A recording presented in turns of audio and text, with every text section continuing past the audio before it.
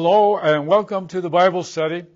My name is Kent Philpott, pastor of Miller Avenue Baptist Church in Mill Valley, California by San Francisco. By the way, they say Baptist, there's about 26 plus Baptist groups. Our little church is associated with two of these. Southern Baptists, like Jimmy Carter was, and American Baptists as well. And the two oldest Baptist bodies in America, maybe the world. At any rate, Baptists, by the way, are just another group, another Christian group. We don't consider ourselves the best, nor the worst, or the only. Not at all. We're just a Christian group. It originated as a derogatory term, but caught on and was retained even as early as the 16th century, and it used to be called Anabaptists, called rebaptizers, and the Ana dropped off. It was in Switzerland, Germany, and so on. But that's Baptists. We're nobody special, just a regular group, and not even a denomination actually. Each church is individual. Nobody is over any particular church. So it's just it's called a convention, not a denomination, that just work together. That's all. But each one is entirely independent. All right. We are in Mark chapter 15, verses 1 to 15. Two stories. Jesus delivered to Pilate, and then Pilate delivers Jesus to be crucified. Now, Pilate is actually named in the Apostles' Creed. That's, by the way, our statement of faith. The only statement of faith we have at our little Miller Avenue is the Apostles' Creed. And Pilate is mentioned, the only individual mentioned, and it goes all the way back to the old Roman Creed, back into the 2nd century. Eventually became known as the Apostles' Creed. But anyway, so we've got Pilate. And we are now moving to the final hours of Jesus' life. A very unique kind of faith that we have, that at the core of it is the brutal death of the leader, the Master, the Lord.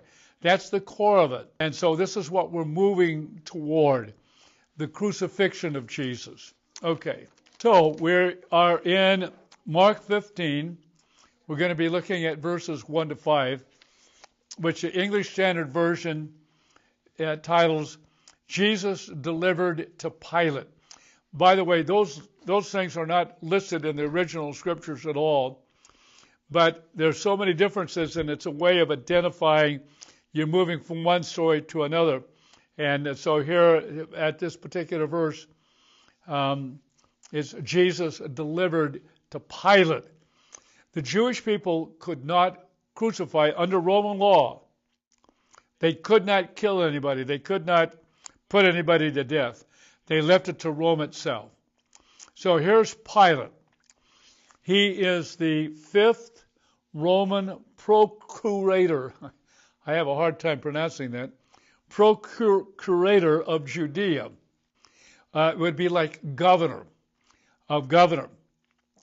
Normally his residence was in Caesarea up north, but he came to Jerusalem at a time of the Passover, where the city jumped from 100,000 to 10 times that to 1 million plus people came down for this great celebration, the Passover, when the lamb was killed in Egypt under Moses, the blood put on the doorpost. When the death angel saw the blood, passed over. It all tells the story of the gospel, doesn't it? 1,500 years before the time of Jesus. Anyway, so he was the head of the Roman government there from 26 to 36 AD, say 11 years. Okay, verse 1. And as soon as it was morning, 6 a.m., and the way they figured it, at 6 a.m. in the morning, the chief priest held a consultation with the elders and scribes and the whole council. They were not allowed to meet prior to that. They couldn't meet in secret. And so they had to wait, according to their own prescription, until 6 o'clock in the morning, sunrise. Now you had the chief priests, more than one, a lot of them. There was the head chief priest, but there were the chief priests. They would have belonged to the religious party called the Sadducees. The Sadducees only accepted as scriptural, biblically or godly revealed, the first 5 books of Moses: Genesis, Exodus, Numbers, Leviticus, Deuteronomy. That's all they accepted. These were the chief priests. Held a consultation with the elders and the scribes.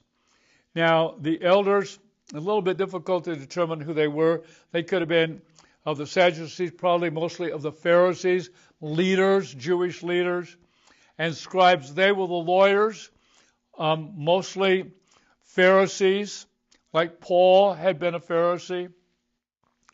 And so they had this meeting. This would have been the second meeting. The first has been left out under Annas, the previous high priest. So, and it says, and the whole council would have been called the Sanhedrin, ruled over by the high priest. And they bound Jesus. Now, what I found out about the way they bound him is not only the hand side, but there would be a rope around the neck. If there was any problem, that would have been bad. So they put a rope around the neck, and Jesus was either in front or back of the person holding that, and led him away and delivered him over to Pilate. They wanted Jesus dead. They couldn't do it themselves. They had to convince the Roman government, the Roman head, in this case Pilate, that this man needed to die. This is the whole thing that's going on here. Okay. Jesus delivered to Pilate. And so in verse 2 it says, and Pilate asked him, are you the king of the Jews? Now, there's a little debate on the nature of the word king. Was that a political reference or was it a religious? Well, the dominant commentators say Pilate was treating it as political, treating it not as religious, but as political. And so this has been the main view of it. So are you the king of the Jews, the Jewish people? And it would have been a crime to claim that because you would have put yourself up against Rome itself. And Rome was very careful about what happened and to maintain the power that they had. And he answered him, Jesus answered him, this is Pilate, you have said so. Now, I looked at that a few times. It's a little bit of a peculiar translation, but it very clearly boils down to Jesus is saying, yes, I am. Yes, I am. Now, would Pilate have taken that in a political or religious sense? And we just have to speculate about this. Now, Jesus is taking a real chance here. If Pilate refers to it as political, like king, like a king, politics, I'm the head of this group, well, it could have been very quickly dangerous. So we don't know exactly what would have been transpired. Mark is very cryptic. he tells us the basic outlines of most of the stories and leaves readers like us to figuring out the rest of it. That's one of the interesting things about being a verse-by-verse Bible teacher like I am. It's called Bible expository preaching. I do it on Sunday morning. I just want to communicate not what's in my mind. I want to communicate what I'm hoping I get right about what the Scripture says. Very simple. Verse 3. And the chief priests then accused him of many things. Okay, now just a barrage of stuff. He did this, he didn't do this, he blah, blah, blah, on and on and on. The accusations start. Okay. And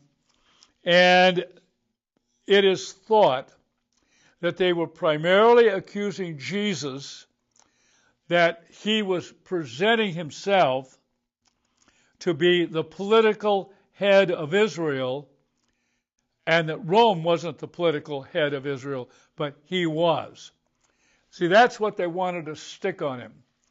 That could have been reason enough to be crucifying Jesus, having the Romans crucify him. But this is my view of it.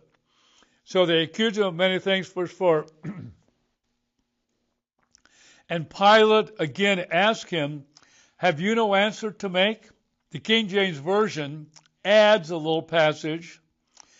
A little phrase says, but he answered nothing. And that's not in the original. And I'm not going to go into, the King James Version wasn't produced for way more than 1,000, 13, 14, 1,500 years later. But you find a lot of extra stuff in the King James Version, which is not original. So Pilate is engaging in conversation with Jesus. You're not going to answer. See, and he says, see how many charges they bring against you. How many charges they bring against you. Now, I'm going to mention something here now. Something happened at this time. Pilate was married. His wife was there with him in Jerusalem. And in Matthew chapter 27, verse 19, we have a little story, not in Mark, that happens, and I want to read it to you right now. While he was sitting on the judgment seat, that is Pilate, his wife sent word, she didn't come in person, quote, have nothing to do with that righteous man, for I have suffered much because of him today in a dream. A lot of speculation as to what in the world that was about. But I probably should have left it out, but in any case. See how many charges they bring against you. Verse 5, but Jesus made no answer, so that Pilate was amazed. Why it is that Jesus didn't respond at this point. That he just didn't say anything. Pilate had never seen a prisoner act like this before. And in Matthew's gospel, what's amazed is the word greatly, greatly marveled at this. Jesus did not answer. Why did Jesus remain silent? We don't know the answer to that question. But we find some interesting things in a document that was written between about 775 and 100 years before. We find it in Isaiah chapter 53. I would encourage you to take a look at Isaiah chapter 53. It tells a whole story, and way before the time of Jesus. I'm going to read a couple verses. Verse 7 in Isaiah 53. He was oppressed, he was afflicted, yet he opened not his mouth. Like a lamb that is led to the slaughter, and like a sheep before its shearers is silent, so he opened not his mouth. He opened not his mouth. That describes what happened here. Let me just read verse 5 of this passage in Isaiah 53. Again, some 8 centuries before the event. Verse 5, but he was pierced for our transgressions. He was crushed for our iniquities. Upon him was the chastisement that brought us peace, and with his wounds we are healed. That's incredible. The whole story of Jesus was in the Hebrew Bible long centuries before Jesus was even born. There wasn't any group that got together and said, okay, that didn't happen. Very clearly you can prove that to yourself by studying. I just wanted to bring that up. So here we have Pilate being greatly amazed. Now we have the next section, Mark 15, 6 to 15. Pilate delivers Jesus to be crucified. Now at the feast, it's Passover, he used to release for them one prisoner for whom they asked. It was a custom that Pilate had developed. It was not a Jewish custom. Verse 7, and among the rebels in prison, remember there had been 26 in the first century, 26 rebellions that the Jewish people enacted against Rome. And among the rebels in prison who had committed murder in the insurrection, one of those 26, there was a man called Barabbas. Bar means son, Abbas means father. And that was the reference to a rabbi. An Abbas, a rabbi, was a high place, like a father. Barabbas. So here's this guy, and he's in prison. Verse 8. And the crowd came up and began to ask Pilate to do as he usually did for them. They usually release one guy. We don't know how that started. He was an insurrectionist. We find he was a robber.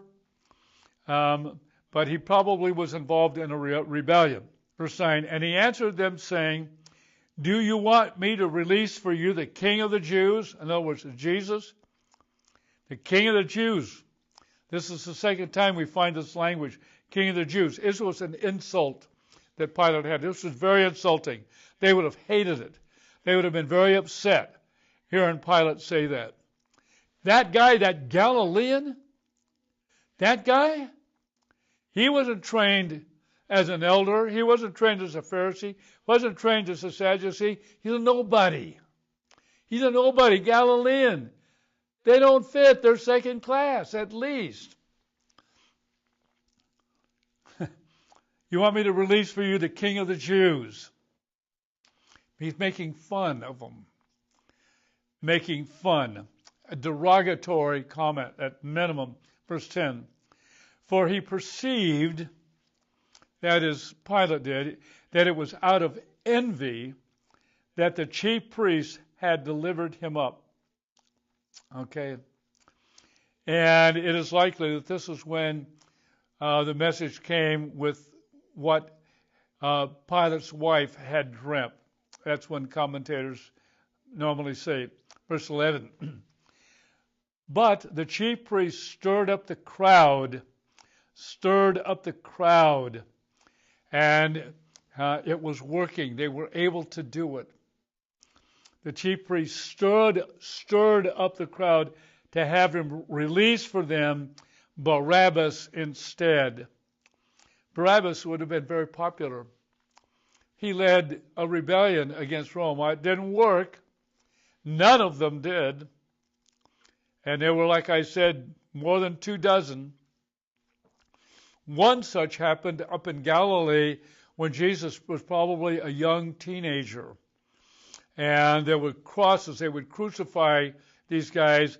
And the story goes that around where Jesus lived, he could see people dying on crosses by Romans.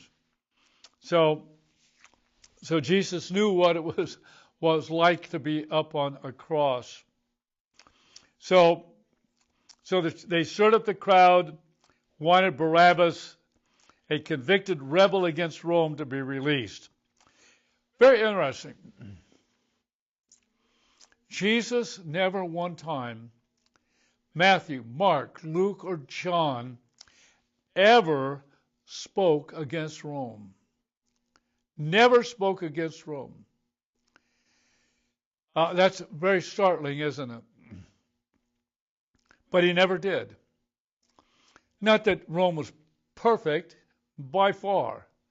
Brutal, bloodthirsty, awful, whatever to control people and to gain and to win. They would do anything. But anyway, so interesting, Mark does not name what Barabbas was guilty of, but at least a robber and a rebel, we surmise. Verse 12. And Pilate again said to them, "What shall I do with the man you call the King of the Jews?" Now that is a great insult. They never called Jesus King of the Jews. The problem that the religious people had was a tremendous popularity that Jesus enjoyed from the common people. Now, yeah, the Galileans, but also the Judeans, the people in Jerusalem, they flocked to him. They saw him heal people. They saw at least one person be raised from the dead, and they had seen countless miracles. He was the only one who cast demons out of people. I know I hate to bring that up, but that's so. Only Jesus Christ of Nazareth cast demons out. And through our Lord Jesus, I have done that for 55 years. Okay, I'm going to reduce it by 50 years. Done that very thing, casting demons out. And I say that because the demonic is so prevalent in the world today that the only way you get free of them is that Jesus casts them out. So he says, "What shall I do?" Another put down, another big put down. Pilate is so good at this. I mean, he's outrageous. He knows just how you humiliate these people. They would have hated Pilate. You know, they got rid of Pilate finally. He did some crazy stuff. Okay, I think I passed over one thing. One thing that Pilate did after this period, but fairly recent to the sign, Pilate took money from the sacred treasury in the temple to build an aqueduct, bringing water into Jerusalem. It was 400 feet long. Josephus, in writing later on for Rome, says the aqueduct was 1/8 of a mile long, and they hated Pilate for doing that. He sent his troops into the temple, into the treasury, and got money for that aqueduct, and they hated him for it. Okay. And they cried out. He says, "What do you want me to do with the one you call King of the Jews?" Verse 13 says, and they cried out again, "Crucify him. Crucify him." They wanted him dead. Of course, they didn't know what they were doing. They didn't know what they were doing. They would probably never know what they were doing until they died and faced the judgment. One of the things that motivates Christians is to present the message of Jesus, that others would not have to face that judgment. That's why we do this program. We don't know if people recognize that they're going to face a judgment. Going to face a judgment. In Christ, we've already been judged. Our sin has been forgiven. And you stand before God, and there's no forgiveness of sin, and no sin comes before God. That's why there is a hell. If you ever wanted to know why there's a hell, that's why there's a hell. You ought to read C.S. Lewis's book, The Great Divorce, might be very eye-opening. C.S. Lewis, Lewis, The Great Divorce, explains so much of this. It's an incredible piece of one of the great writers in the world. Crucify him. Pilate said, why? What evil has he done? He knew Jesus was innocent. He knew. What has he done? But they shouted all the more, crucify him. Crucify him. Wow. Quite a story. Verse 15. So Pilate, wishing to satisfy the crowd, a typical politician, do anything to keep the peace, to get the vote, to have them do what you want them to do. So you're going to give in to satisfy the crowd. That's what politics primarily is in so many cases, I'm afraid. So Pilate, wishing to satisfy the crowd, released for them Barabbas. And having scourged Jesus. Now, scourging, I want to describe what that is. I got a little bit of time. A scourging could often kill somebody. It was a situation where you were stripped naked, you were tied to a post, you were whipped with rocks or metal pieces at the end of leather. With Rome, there was no limit to the number of blows. The Jewish law said 40 lashes less one, and it often would continue until the person lost consciousness. So, having scourged Jesus, he delivered him to be crucified. Well, that's how Rome executed criminals convicted of high treason. Let me see if I've got a final word.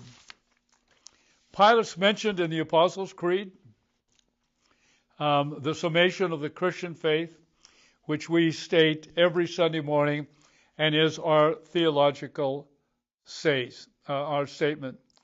Jesus took upon himself the severest terror.